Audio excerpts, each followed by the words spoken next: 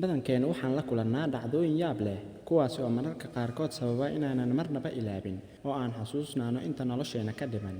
Sidoo kale waxaa maalin walba dunida ka dhaca dhacdooyin yaab leh oo uusan rumaysan karin qofka in si hadal ahaan loogu sheego haddii aynan duubi lahayn kaamirooyinka. Haddaba maanta waxaan idinla wadaagi doonaa muuqaallo gaagaaban oo yaab leh oo ay duubeen kaamirooyinka. Inta aynaan muuqaalka u gudagelin, waxaan kaa codsanaynaa inaad like saarto muuqaalka lana wadaagto asxaabtaada adigoo mahadsan.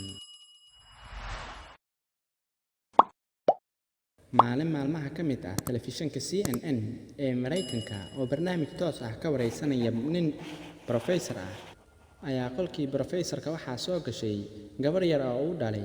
Markaas ayaa waxay gabadhii bilowday inay istaagto aabaheeda agtiis. Ninkii professorka ahaa wuxuu isku dayay inuu gabadha celiyo.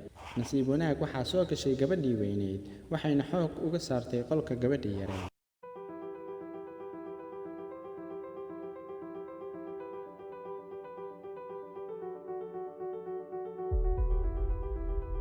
Aroosad reer Beirut ah oo ku faraxsan maalinteedii ayadoo laga qaadayo sawiradii arooska ee xasuusta ahaa ayaa waxaa dhacay qaraxii weynaa ee Beirut, waxayna dabeesha qaraxaasi burburisay alaabtii halkaas taalay. Aroosadiina halkaas ayaa degdeg loogu soo gurmaday.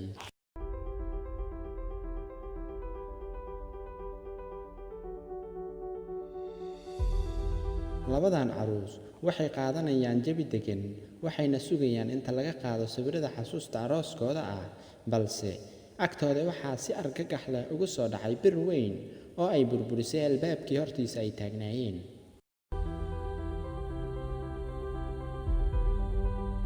Gabadhan waa wariye, waxayna daadihinaysaa barnaamijkeeda, laakiin nasiib daro way simbiriraxatay sababtoo ah carada dalkeeda oo aad u jilicsan waxayna ku dhacday dhulka.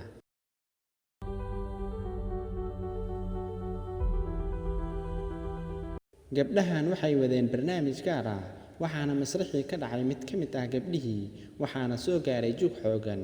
Halkaasna waxay ku joojiyeen barnaamijkoodii. Gabadhan waxay tabinaysay barnaamij ayadoo saaran masraxa, waxaa u baxay lugtii, halkaas ayayna ku dhacday.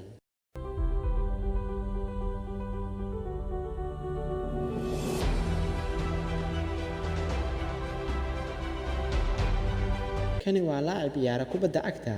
Markuu kubaddii baasay ayuu is-celin waayay, wuxuuna ku dul dhacay kamirmaankii. Halkaas ayay labadoodiiba dhaawac ku noqdeen. Gabadhan waxay tabinaysay tartan mootooyin ah, waxaana si qaldan meesha ay taagnayd ku soo gashay mooto. Iyadoo iswaalan ay mikrofoonkii ku aadisay, waxayna weydiisay xaalkiisa. Kadibna wuu ka tagay. Markuu dhaqaaqay ayay gabadhii wejigeeda iyo dharkeediiba ku soo daatay dhiiqadii. Halkaas ayay gabadhii dharkeedii iyo wejigeediiba wasakh ku noqday. Gabadhan waxay live u tabinaysay ciyaar, waxayna dul taagnayd kooxdii badisay, waxayna waday hadalkeedii. Kooxdii ayaa agteedii zaa'id ugu buuqeen. Gabadhii way xanaaqday oo waxay mikrofoonkii la dul dhacday kuwii qaylinayay.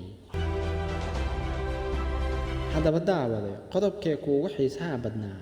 Aragtidaada noogu reeb dhanka comments-ka. Waadna ku mahadsan tahay daawashadaada.